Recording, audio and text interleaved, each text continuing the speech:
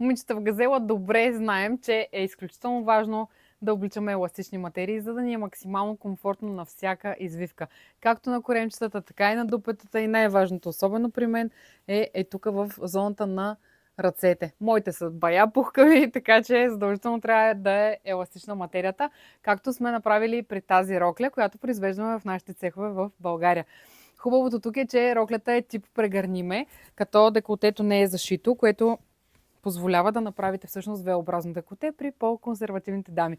Дамите, които желаят да бъдат по-предизвикателни, могат да направят ето така. Акцента тук при тази рокля е катарамата, която виждате.